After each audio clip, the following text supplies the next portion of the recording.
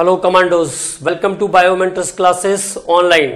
और हम लोग हाइब्रिडाइजेशन पर बात कर रहे हैं। The unit is chemical bonding and the topic is hybridisation. और हाइब्रिडाइजेशन में अभी तक हम लोगों ने जो जनरल हाइब्रिडाइजेशन था उसके बारे में बात कर लिया, और जनरल हाइब्रिडाइज्ड मॉलिक्यूल्स के बारे में हमने आपको बताया कि जब किसी मॉलिक्यूल के अंदर sp हाइब्रिडाइजेशन होगा तो in case of sp hybridization the bond angle is 180 degree, shape of molecule is linear, और उस मॉलिक्यूल का शेप कैसा होगा? लीनियर होगा।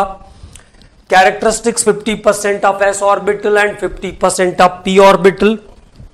देन हम लोगों ने बात किया sp2 तो 120 प्लेनर, और characteristics 66.67% of s and 66.67% of p and 33.33% of characteristics of p orbital. Okay, 66.67% p और 33.33% ऑफ s ऑर्बिटल। उसके बाद बात किया हमने sp3, तो sp3 is the tetrahedral 109 degree 28 minute. sp3d की कंडीशन में trigonal bipyramidal, 3 bond angle 120 degree के, 2 बॉन्ड एंगल 90 डिग्री के। इसके बाद sp3d की कंडीशन में 90 ऑक्टाहेड्रल, ठीक है। All bond angles are 90 and the shape of molecule is octahedral. इसके बाद sp3d2, तो sp3d2 की बात कर लिया हम लोगों ने, 90 ऑक्टाहेड्रल। sp3d3 में 5 bond angle of 72 degree and 2 bond angle of 90 degree, 2 bond angle of 90 degree.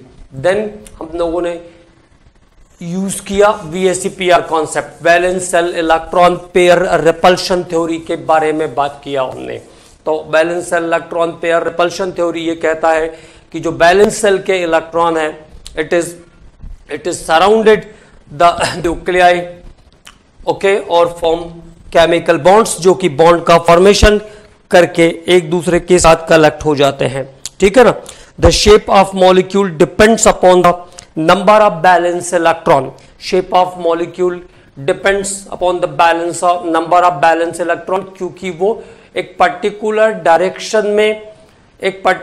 Direction में कंसंट्रेट करते हैं, एक निश्चित दिशा में चले जाते हैं, बॉन्डिंग के बाद पर्टिकुलर डायरेक्शन में आ जाते हैं, ठीक है।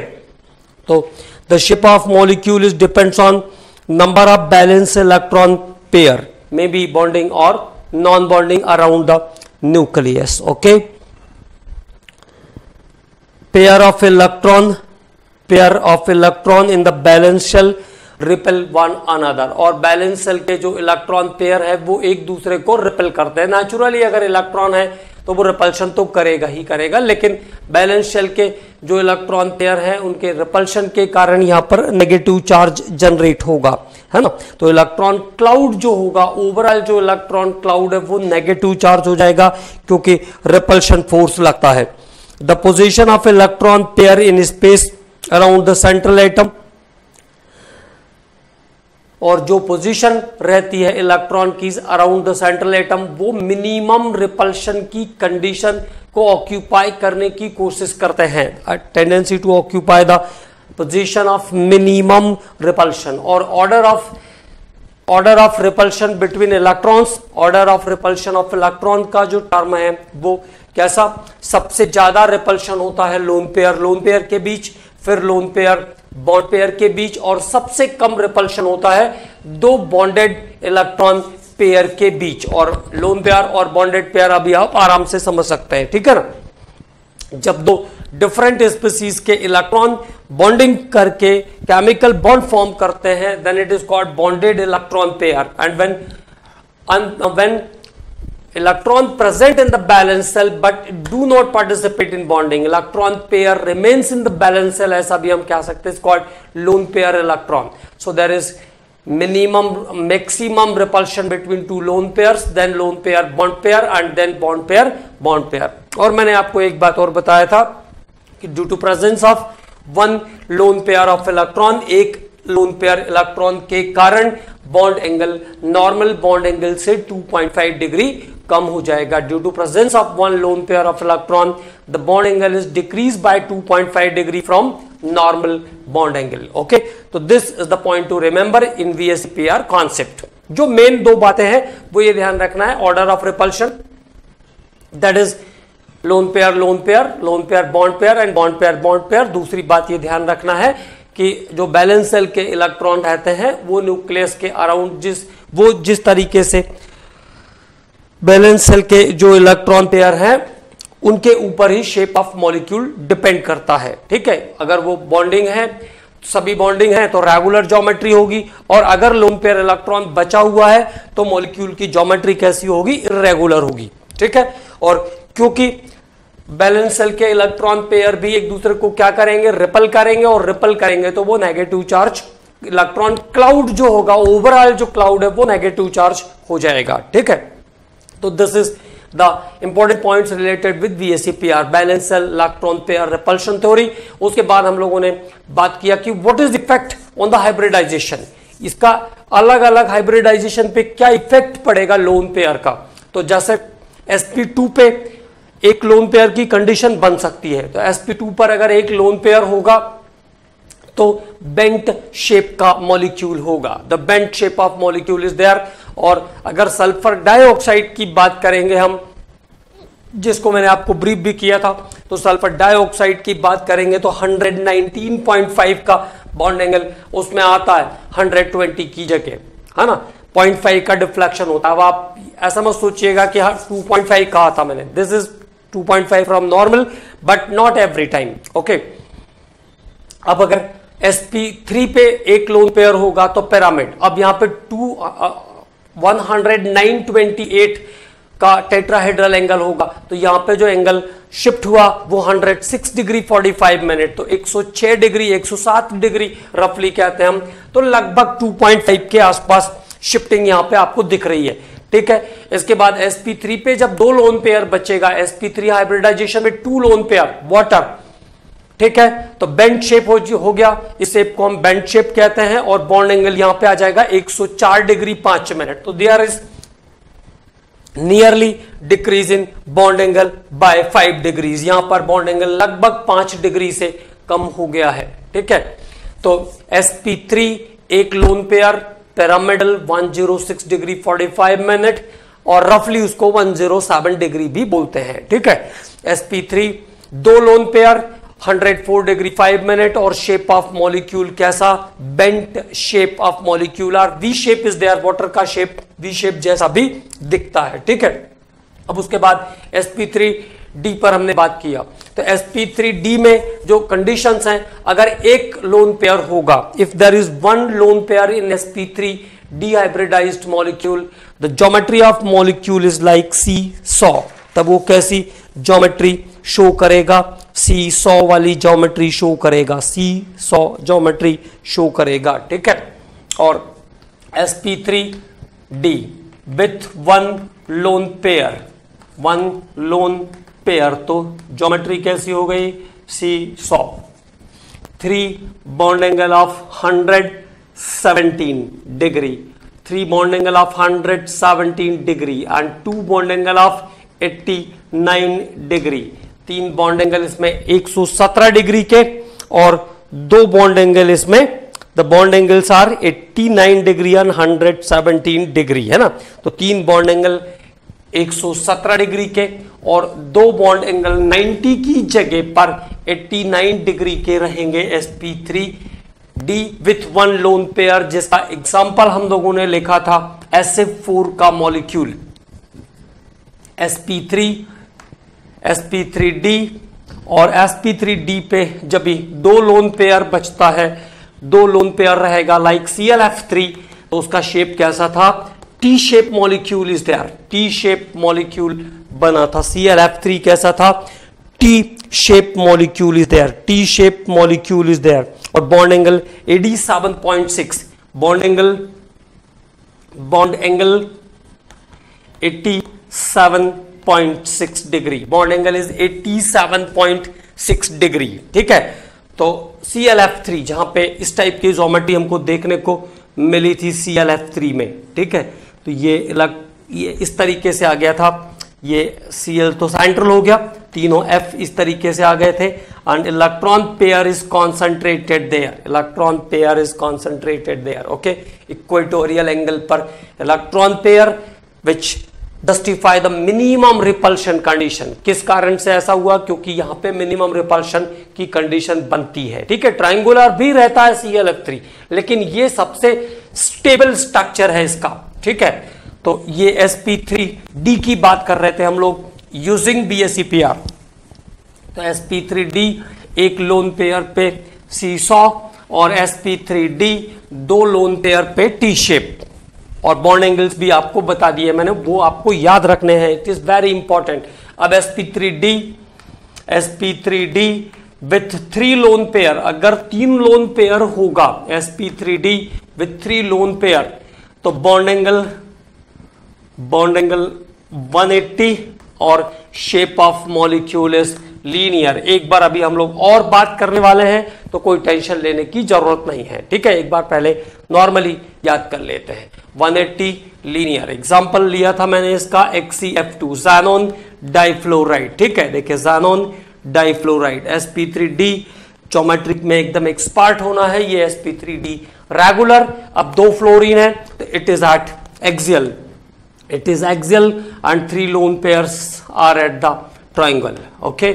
तो XeF2, the shape of molecule is now linear, क्योंकि शेप हम वहीं से कैलकुलेट करते हैं जहां पर बॉन्डेड इलेक्ट्रॉन पेयर प्रेजेंट है, ठीक है। जहां पर एटम्स प्रेजेंट है वहां से शेप को कैलकुलेट करते हैं, ठीक है। बहुत सारे कंफ्यूजन होते हैं हाइब्रिडाइजेशन में, लेकिन टेंशन नहीं लेना है, बार बार रिपीट करना है, अपने आप चीजें क्लियर हो जाएगी। अगले बात करते हैं sp3d2 पे, इसके बाद हमने बात किया था।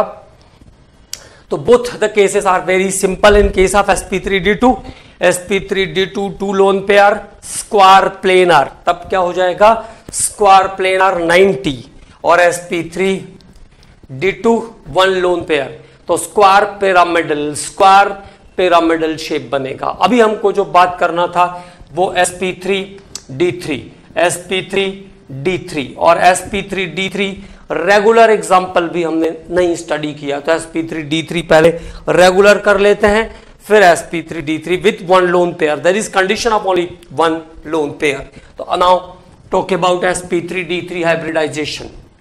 तो what happens in sp3d3? The example लेता हूं मैं IF7 iodine heptafluoride IF7। तो what is about the configuration of iodine? तो आयोडीन एटॉमिक नंबर कितना? 53 ज़ैनोन से पहले, और ज़ैनोन कितना? 54। How to make the configuration? Fluorine 2s2 2p3, bromine fluorine के बाद आया chlorine 3s2 3p3, bromine 4s2 4p3, iodine 4s2 4p5 होगा, और आयोडीन में जब आएंगे तो क्या हो जाएगा? 5s2 5p5।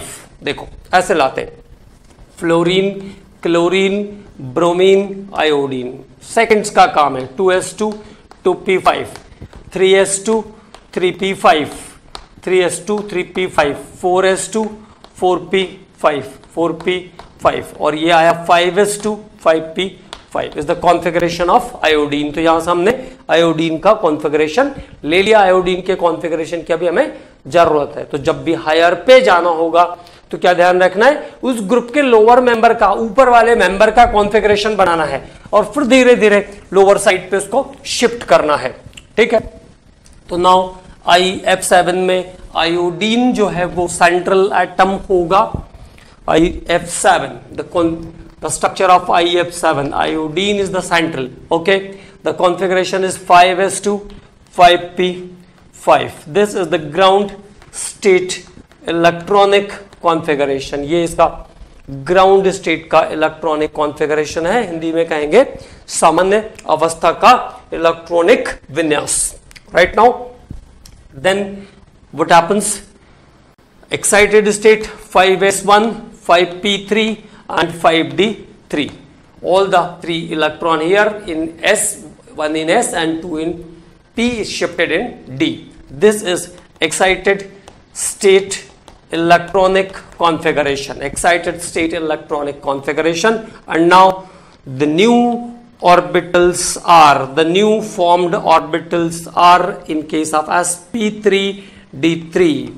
तो sp3d3 में जो नए बने हुए ऑर्बिटल हैं वो कितने देखें, इतने, sp3d3. and there is connectivity of 7 fluorides in IF7, iodine heptafluoride, regular geometry. This is example of regular geometry, IF7, iodine heptafluoride, 1 3 4 1 3 7. And now the geometry is like this. तो ये आपके दो एंगल तो यहां पे आ जाएंगे, टू एंगल्स आर एट 90 और बाकी के एंगल जो रहते हैं वो 72 वाले रहते हैं ना, अदर एंगल्स आर एट 72. तो this is about and this is okay. तो एक pentagon, there is a pentagon and there is 2 pyramids और यहां से ये 2 पिरामिड शेप आएंगे, है ना. There is 2 pyramids, okay. 1 pentagon and 2 pyramid is there. तो आपको ज्योमेट्री की थोड़ी प्रैक्टिस करना है, ठीक है. तो ये हुआ रेगुलर sp3d3. अब बात कर लेते हैं हम इर्रेगुलर sp3d3, क्योंकि बाकी सभी के इर्रेगुलर शेप की अब हम बात कर चुके हैं. VSEPR का यूज करना हम लोग अब सीख चुके हैं, ठीक है. तो how to calculate the shape of sp3d3? There is one abnormal condition and that is sp3d3 with 1 lone pair. अगर एक lone pair बचा, if there is 1 lone pair, okay, sp3d3 with 1 lone pair, तो क्या हो जाएगा? Distorted octahedral, distorted octahedral. यहां पे जो शेप ऑफ मॉलिक्यूल होगा it is known as distorted octahedral. Hindi में इसको बोलते हैं विकृत अष्टफलकी, डिस्टॉर्टेड ऑक्टाहेड्रल, ठीक है. तो ऑक्टाहेड्रॉन में बॉन्ड एंगल एग्जैक्टली 90, क्या एग्जैक्टली 90 रहता है. अब डिस्टॉर्ट हो गया तो थोड़ा बहुत बॉन्ड एंगल का यहां पे डिफ्लेक्शन आएगा, है ना. बॉन्ड एंगल में थोड़ा बहुत डिफ्लेक्शन आ जाएगा. The shape of molecule is distorted octahedral. Example देखते हैं. XeF6 xenon hexafluoride. तो now the iodine is 53 and xenon is 54. Iodine का एटॉमिक नंबर कितना है? 53 है. तो xenon का एटॉमिक नंबर कितना है? 54 है. 5s2 5p3 था, 5p5 था. 5s2 5p5 is the iodine. तो व्हाट हैपेंस अबाउट xenon? तो xenon is Xe54, 5s2 5p6, 5s2 5p6 in the ground state. And now what is the reality? To connect 6 fluorides, 6 fluorine जोड़ना है. It means what is the new condition? वो तो आपको अपने brain से ही create करनी पड़ेगी ना. तो now 3 electron from the p orbitals is shifted from d orbitals. तो हमारे पास 6 vacant places आ जाएंगे. तो the excited state is 5s2 5p3 and 5d3. 5s2 5p3 and 5d3 is the excited state configuration of xenon for XeF6. Okay. So now 3 vacant in P and 3 spaces are here in D. And the new molecule is sp3d3 hybridized. sp3d3 hybridized molecule है ये XeF6. Okay. तो having 1 lone pair and 1 lone pair and 6 bond pair, 1 lone pair and 6 bond pair, 1 lone pair and 6 bond pair. Okay. So now its geometry is like this. distorted octahedral.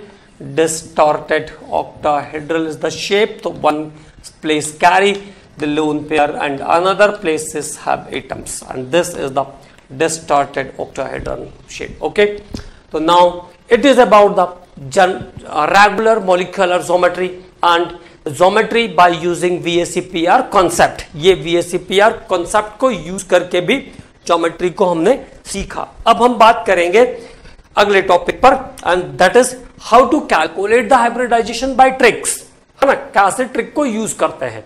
ठीक, एक ये काम करेंगे, then हम लोग बात करेंगे, कुछ एग्जांपल्स भी इसमें लेना है हमको, और उसके बाद इसको फिनिश करने के बाद हम लोग बात करेंगे ज्योमेट्री ऑफ कॉम्प्लेक्स के बारे में. मैंने आपको बताया था कि this is part of class 12th, but अगर ज्योमेट्री चल रहा है तो हम यहां पर उसको बात करेंगे और हमको क्लियरली समझ में भी आएगा, कोई दिक्कत नहीं है. तो देन इसके बाद मतलब इस ट्रिक्स के बाद फिर ज्योमेट्री ऑफ कॉम्प्लेक्स पर काम करेंगे, और फिर अगर वो फिनिश हो जाएगा तब हम बात करेंगे बॉन्ड ऑर्डर निकालने के बारे में, मॉलिक्यूलर ऑर्बिटल थ्योरी और कैलकुलेशन ऑफ बॉन्ड ऑर्डर पर बात करेंगे. And this is again one of the very important topic. So all the points in bonding, all the statement in bonding is very, very important because it is very helpful for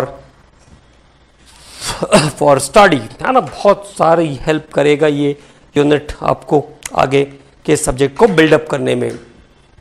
then हम लोग अब बात कर रहे हैं how to calculate hybridisation. तो hybridisation देखो, बहुत सारे, अब फिर से एक बात ध्यान रखना है, so many tricks are there, बहुत सारे ट्रिक्स है. ठीक, जो आपको अगर पहले से कोई ट्रिक पता है तो आप उससे कैलकुलेट कर लीजिए, है ना, क्योंकि अगर आपको पहले से कोई ट्रिक पता है तो आपको नया ट्रिक सीखने की जरूरत नहीं, आप उससे कर लीजिए. ओके, और अगर नहीं पता है तो हम लोग एक ट्रिक यूज करते हैं. दूसरी बात यह है कि मैंने आपको बताया था कि हम लोग नॉर्मली चेक करके भी 15 से 20 सेकंड में आंसर को निकाल सकते हैं जब हमारी प्रैक्टिस हो जाएगी तब. ठीक है, क्योंकि ट्रिक्स में एक प्रॉब्लम जरूर रहेगी कि कहीं ना कहीं किसी ना किसी मॉलिक्यूल में वो फेल हो भी सकती है. ठीक है, बट चलिए स्टार्ट करते हैं. हाइब्रिडाइजेशन, पहले बात करते हैं ऑर्गेनिक कंपाउंड के बारे में. ऑर्गेनिक कंपाउंड्स, ऑर्गेनिक कंपाउंड में कैसे आपको कैलकुलेट करना है. ऑर्गेनिक कंपाउंड बिल्कुल सिंपल, बिल्कुल very simple. When carbon atom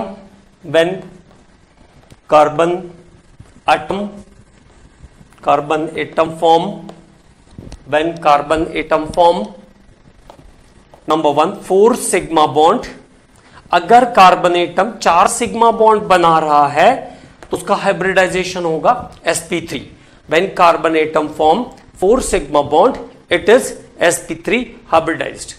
3 sigma bond, अगर वो 3 sigma bond बना रहा है तो hybridization is sp2.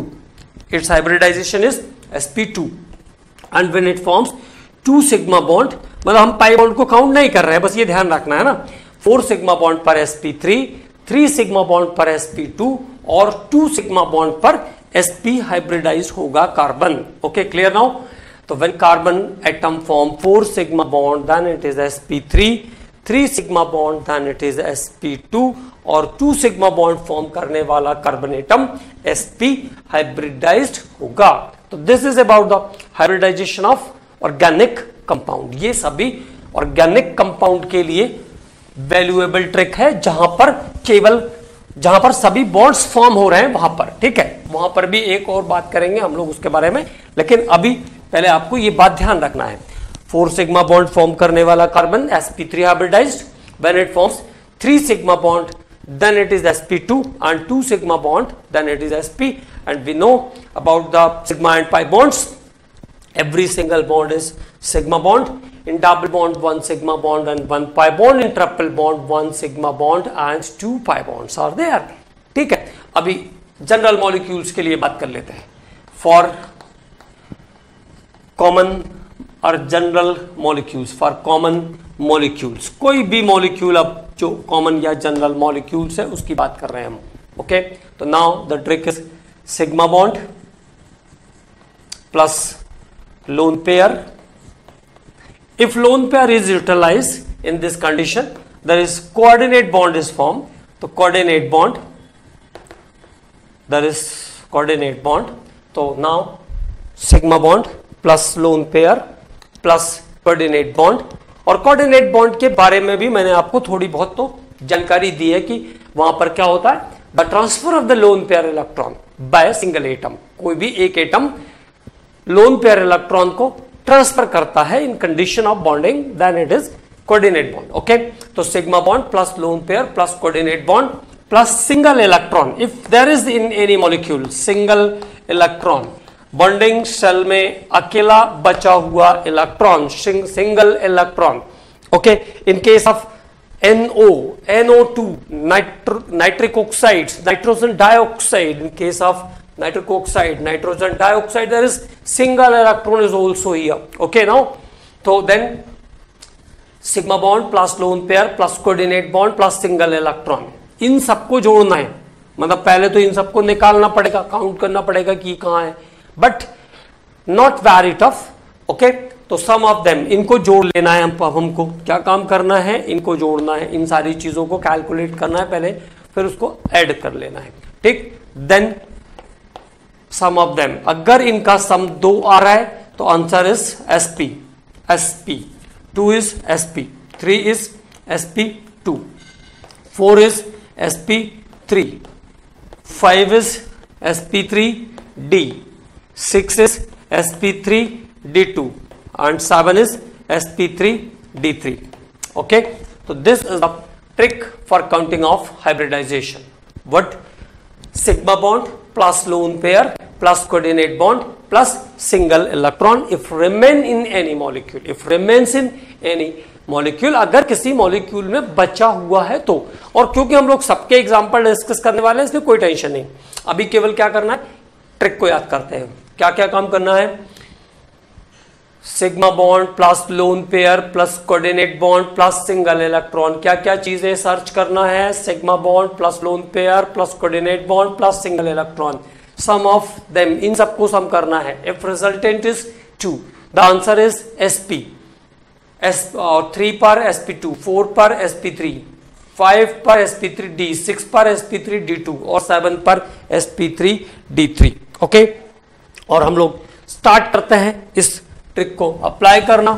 और ट्रिक के साथ साथ मैं आपको कॉमन तरीके से भी इसको कैलकुलेट करना सिखाते रहूंगा, जिससे आपको ये डाउट नहीं हो कि ये लिमिटेड टाइम में सॉल्व नहीं हो सकता है. ऐसा कुछ नहीं है, बहुत आसानी से बिना ट्रिक के भी वो लिमिटेड टाइम में सॉल्व होगा.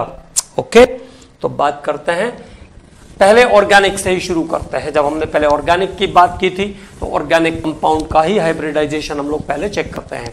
ठीक है, तो what is the idea for organic compound? When a carbon atom form 4 sigma bond, then it is sp3 hybridized, 3 sigma bond, then it is sp2 hybridized, 2 sigma bond, then it is sp hybridized. Okay, और एक बात और ध्यान रखेंगे, every single bond is sigma bond. In a double bond there is 1 sigma bond and 1 pi bond. Double bond में एक sigma bond और एक पाई बॉन्ड होगा. In case of a triple bond और त्रिबंध में, ट्रिपल बॉन्ड के case में there is 1 sigma bond and 2 pi bond. So बिल्कुल सिंपल मॉलिक्यूल से देखें, बहुत ही simple. Methane, what is type of hybridisation is in methane, हमने पहले भी एक्सप्लेन किया है, आपको आंसर पहले से पता है, sp3. ओके, नाउ देखिए स्ट्रक्चर पे चाहिए, सीधे सीधे structure. This is the structure of methane, CH4. Carbon atom का बैलेंसी 4, हाइड्रोजन एटम का बैलेंसी 1, तो ये इस तरीके से CH4 का स्ट्रक्चर आ गया. ठीक, and there is all the bonds are single bond, और जब सभी बॉन्ड सिंगल बॉन्ड है it means all the bonds are sigma bond. So the resultant is 4 sigma bond. 4 sigma bond, it means answer is sp3 hybridization. The answer is sp3 hybridization. Now अब मैं बात करता हूं दूसरे example की, ethane. In case of ethane there is 2 carbon atom. Okay, and you know that the individually calculate the hybridization of each carbon. Individual calculation करना है, ऐसा नहीं करना है 1 2 3 4 5 6 6 6 6 7 sigma and then sp3d2, not like this, individual, it means separately for this carbon and this carbon, 2 carbon atom is here. Now the first one 1 sigma 2 sigma 3 sigma 4 sigma 1 sigma 2 sigma 3 sigma 4 sigma। देखिए फिर से मैंने बताया ऐसा नहीं करना है 1 2 3 4 5 6 7, not like this for individual carbon atom, okay, 1 sigma 2 sigma 3 sigma and 4 sigma। So this is sp3 hybridized carbon, first carbon is sp3 hybridized and second is also sp3 hybridized, sp3 hybridized, 1 sigma 2 sigma 3 sigma and 4 sigma, because the middle one, the sigma bond bonded with carbon and carbon is common for both the carbon atom, it is common for both the carbon atom। So during ethane in ethane molecule the hybridization of both the carbon is sp3, दोनों carbon का hybridization कैसा है, sp3 है, ठीक है। अब फिर से बात करते हैं, अगले मॉलिक्यूल पर लाता हूं आपको मैं, इथाइलिन। तो अब इथाइलिन, तो इथाइलिन का स्ट्रक्चर एथ मतलब 2 कार्बन, इथाइलिन मतलब दोनों कार्बन के पास 2 hydrogen atom, C2H4 is ethylene, C2H4 is ethylene and the hybridization is counted individually, दोनों कार्बन का अलग अलग निकालना है। तो what happens अब the formation of sigma bond from first and second, in this case 1 sigma 2 sigma and 3 sigma, because there is double bond, in double bond 1 sigma bond and 1 pi bond and we don't include pi bond को हमको include नहीं करना है। तो what happens 1 sigma 2 sigma and 3 sigma, तो 3 sigma means this carbon, first carbon is sp2 hybridized, इसको count करिए 1 sigma 2 sigma and 3 sigma, तो this is another carbon, the next carbon is again sp2 hybridized, it means both the carbon atom is here sp2 hybridized, दोनों carbon atom कैसे हैं, sp2 hybridized है, ठीक है। अब फिर से बात करते हैं, अगले फॉर्मेट पे लाता हूं। एसिटाइलिन, बिल्कुल सिंपल एग्जांपल से स्टार्ट किया हम लोगों ने ना, ताकि किसी को कोई प्रॉब्लम ना हो। Acetylene CH triple bond CH is the formula of acetylene, okay। तो now what happens in case of acetylene, देखो acetylene CH triple bond CH is the acetylene, okay। now there is a triple bond और triple bond में एक sigma bond और 2 pi bond होगा, तो cancel the pi bonds, 2 bond का हमको कोई काम नहीं है, पाई बॉन्ड को हम इंक्लूड नहीं कर रहे हैं, है ना। तो 1 sigma 2 sigma 1 sigma 2 sigma, if there is 2 sigma bond, first carbon is sp hybridized and 1 sigma 2 sigma 1 sigma 2 sigma again 2 sigma bond, तो both the carbon atom is here sp hybridized, तो दोनों कार्बन एटम का hybridisation यहां पर कैसा है, sp है, both the carbon atom are here sp hybridized। तो this is the idea for calculation of the trick, calculation of hybridization of organic compound. ये हम बात कर रहे हैं ऑर्गेनिक कंपाउंड जहां पे केवल कार्बन कार्बन है, ठीक है। अब देखो कुछ और मॉलिक्यूल्स यूज करते हैं, some more molecule, CH2 double bond C double bond CH single bond CH3, अगर क्वेश्चन ऐसा आता है, ओके, लाइक दिस, तो this is 1 2 3 4 1 2 3 4 1 2 3 4 4 carbon atom is here. अब आपको मान लीजिए यहां से उन्हें मेंशन किया, ओके, 1 C1 तो C2 C3 C4 सभी कार्बन का हाइब्रिडाइजेशन हमको फाइंड आउट करना है। दिस इज 1 2 नाउ 3 एंड 4, तो ये 4 कार्बन एटम्स हैं जिनका हाइब्रिडाइजेशन हमको कैलकुलेट करना है। फर्स्ट कार्बन की बात करते हैं। Now about first, what happens, 1 sigma 2 sigma, there is a double bond and in case of double bond 1 sigma bond and 1 pi bond, it means what happens, first carbon atom form 3 sigma bond, पहला carbon 1 sigma 2 sigma और 3 sigma, double में 1 sigma होगा ना, तो total sigma 3 हो गए, तो answer हो जाएगा sp2। अब आइए सेकंड पर, in case of second carbon both side double bond is there, दोनों साइड डबल बॉन्ड है, तो क्या हो जाएगा, there is one sigma, तो it forms 2 sigma bond, तो सेकेंड कार्बन पर 2 sigma bond है, तो answer is sp।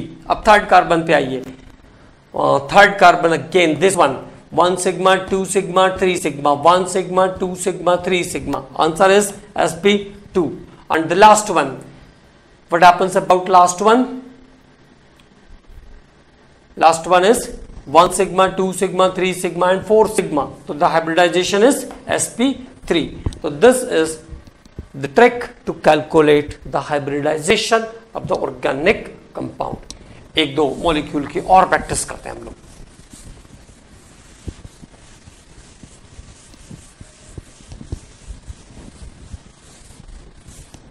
Okay,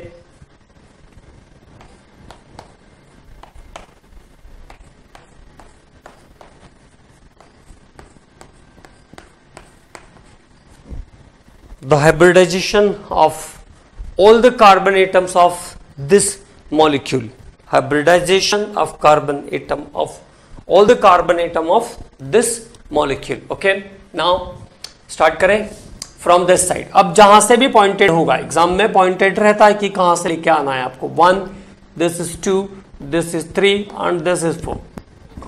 now 1 2 3 4, first carbon, second carbon, third carbon and fourth carbon। so what happens about first, 1 sigma 2 sigma and there is a double bond having 1 sigma bond, इस double में एक sigma, it means first carbon के पास total 3 sigma bond है, 1 sigma 2 sigma and 3 sigma, तो this one is sp2 hybridized। second one again 1 sigma 2 sigma and 3 sigma, तो this is again sp2 hybridized। Third one 1 sigma and there is triple bond, तो triple bond में से क्या होगा, एक ही sigma रहेगा, तो this carbon number 3 form 1 sigma and 2 sigma only, 2 sigma means sp। and the last carbon fourth again 1 sigma and 1 sigma 2 sigma is there, sp। it means 2 carbon atoms are sp2 hybridized and 2 carbon atoms are sp hybridized। so total involvement of hybridization in this molecule is sp2 sp। and the name of this compound is vinyl acetylene। अभी 1-2 साल पहले आया हुआ structure है ये vinyl acetylene. अभी हम लोग ज्यादा नाम पे इसलिए नहीं बात कर रहे हैं क्योंकि अभी ऑर्गेनिक हुआ नहीं है, फिर आप कहेंगे कि नेमिंग समझ में नहीं आ रही, इसलिए नेमिंग पर अभी बात ही नहीं करना है, अभी तो स्ट्रक्चर देखना है, काउंट करना है। ओके, तो दिस इज विनाइल एसिटाइलिन। अभी 1-2 साल पहले ये क्वेश्चन आया, how many sigma and pi, how what is which type of hybridisation is present in the molecule vinyl acetylene, तो answer is sp2 and sp। ओके, विनाइल एसिटाइलिन के molecules का hybridization कैसा है, 2 कार्बन इसमें sp2 हाइब्रिडाइज्ड है and there is 2 sp hybridized carbon atom, 2 carbon इसके sp hybridized हैं। ओके, नेक्स्ट अब बात करते हैं, देखिए ये हो गया ऑर्गेनिक का। तो ऑर्गेनिक में कोई सा भी मॉलिक्यूल होगा, the idea is same. Okay, एक दो एरोमेटिक स्ट्रक्चर की बात कर लेते हैं। बेंजीन, तो which type of hybridisation involve in formation of benzene, तो what is benzene, C6H6, C6H6 is the benzene and the structure of benzene is like this, ये बेंजीन का स्ट्रक्चर है, ठीक है, तो this is the structure of benzene. Okay, जब भी हमें कोई काउंटिंग करनी होगी तो हम इस टाइप का स्ट्रक्चर ड्रॉ करेंगे, डायरेक्ट करने की कोशिश नहीं करेंगे क्योंकि अगर मिस्टेक हो गई तो सब गड़बड़ हो जाएगा, ठीक है। तो दिस इज बेंजीन। अब किसी भी कार्बन को चेक कर लेते हैं, एट एनी पॉइंट। ओके, तो there is 1 sigma 2 sigma 3 sigma, because there is a double bond, तो किसी भी कार्बन पर आप चेक करोगे 1 sigma 2 sigma 3 sigma। अब चलो आपकी इच्छा इसको चेक करें, 1 sigma 2 sigma 3 sigma, because that is double bond. फिर यहां पे देखो 1 sigma 2 sigma 3 sigma, तो all carbon atoms are sp2 hybridized, all carbon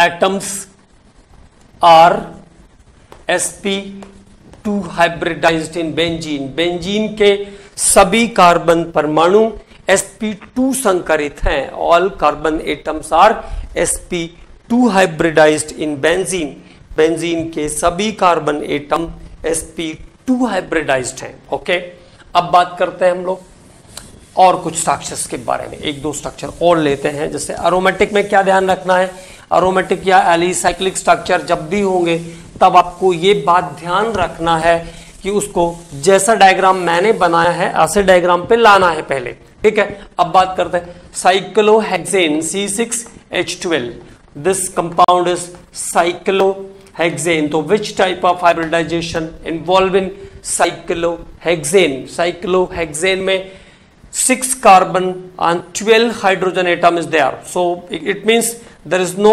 alternate double bond, कोई alternate double bond नहीं रहेगा इसमें, there is no alternate double bond, कोई alternate double bond इसमें present नहीं है। each carbon containing 2 hydrogen atoms, C6H12, this is cyclohexane। किसी भी कार्बन को आप पॉइंट आउट कर लीजिए, each carbon form 4 sigma bond, each carbon form 1 2 3 4 sigma bond, it means it is sp3 hybridized, so every carbon is here sp3 hybridized in cyclohexane। cyclohexane के सभी carbon atom sp3 hybridised हैं, cyclohexane के सभी carbon atom sp3 hybridised हैं। अगले molecule की बात करते हैं, अबाउट नेक्स्ट मॉलिक्यूल। तो what is about next, that is, अब एक स्ट्रक्चर लेता हूं मैं, साइक्लोहेक्सा 1,4 डाइईन। डाइईन कहने का मतलब है दो जगह पे डबल बॉन्ड, 1,4 की कंडीशन पर डबल बॉन्ड यहां आने वाला है, that is double bond with position 1,4। अब देखो cyclohexa, hexa means 6 carbon, hexa means 6 carbon. धीरे धीरे स्ट्रक्चर की भी प्रैक्टिस करेंगे क्योंकि हम लोग अभी ऑर्गेनिक में पहुंचने में हमको टाइम लगेगा, तो जहां स्ट्रक्चर की जरूरत पड़ेगी तो फिर सीखना तो पड़ेगा ना धीरे धीरे। देखिए ये हुआ साइक्लोहेक्सेन। अब 1,4 की कंडीशन पे डाइईन है, 1 यहां से लिया मैंने, 1 2 3 4, 1,4 डाइईन, साइक्लोहेक्सा 1,4 डाइईन। अब ये कार्बन तो बैलेंस हो गए, 1 2 2 1 3 एंड 1,4, लेकिन ये वाले कार्बन बैलेंस अभी नहीं हुए हैं क्योंकि इनकी 4 बैलेंसी सेटिस्फाई कैसे होगी, तो there is 2 hydrogen atom, okay, and here is also 2 hydrogen atom. तो this is structure of cyclohexa 1,4 diene, okay. Now फिर से चेक कर लीजिए, 1 2 3 4, 1 2 3 4, now it is balanced. So this is 1 carbon, so 1 2 3 4 5 6, okay. Now the first carbon is forming 4 sigma bond, so it is sp3 hybridized, okay. So carbon 1 and carbon 4, carbon 1 and carbon 4 are sp3 hybridized, sp3 hybridized, okay. And all other carbons 1 sigma 2 sigma 3 sigma, 1 sigma 2 sigma 3 sigma, it means all other carbon atoms are here sp2 hybridized, okay. So in cyclohexa 1,4 diene, the 1 and 4 carbon number 1 and 4 are the sp3 and others are sp2 hybridized. So this is the idea of counting of hybridization in different type of organic compound.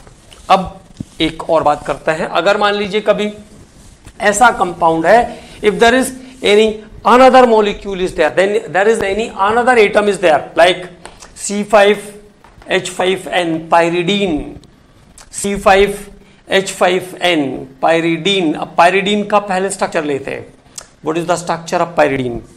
C5H5N, C5H5N, तो this is the structure of pyridine, C5H5N। ये सब organic के structure हैं, जब हम लोग organic करेंगे सब दोबारा आएंगे और वहां पर भी मैं आपको कैलकुलेशन सिखाऊंगा, कोई टेंशन नहीं लेना है। So many times repetition of the topics, so many time we are expert about before exams. Okay, so C5H5N, C5H5N. okay, अब मैंने पूछा what is the hybridization of nitrogen, what is the hybridization of nitrogen. देखिए carbon तो clear है, 1 sigma 2 sigma 3 sigma, it means each of the carbon is sp2 hybridized. And what is the hybridization of nitrogen here? So there is a lone pair at the center. Nitrogen के पास एक lone pair रहता है, ये आपको ध्यान रखना है, और जब तक उसने कोऑर्डिनेट बॉन्ड नहीं बनाया है तब तक उसका लोन पेयर रिमेनिंग रहेगा. ओके, बट अगर ये नहीं भी मेंशन है तो भी हमको ये सर्च करना पड़ेगा. ये बात हमारे दिमाग में आनी चाहिए कि there is a lone pair in the balance cell of nitrogen. So there is 1 sigma, 2 sigma and 1 lone pair. So 2 sigma plus 1 lone pair, 2 sigma plus 1 lone pair. So which type of hybridization at nitrogen? 3. Answer is sp2. So nitrogen of pyridine is also sp2 hybridized because of 2 sigma bond and 1 lone pair of electron. 2 sigma bond and 1 lone pair of electron. Okay, then commandos, after the calculation of hybridization of the organic compound, after in the next lecture we are going to start about the hybridization of general molecules. तो it is very simple. आप धीरे धीरे practice करिए, रोज थोड़े objectives लगाइए, कुछ बनेंगे कुछ नहीं बनेंगे, नहीं बनेंगे तो आप फिर से थ्योरी को कंसीड करिए कि कहाँ पे क्या चीज़ नहीं बन रही है, क्यों नहीं बन रही है. धीरे धीरे धीरे वो सब प्रैक्टिस में अपने आप आ जाएगा. Okay, thank you.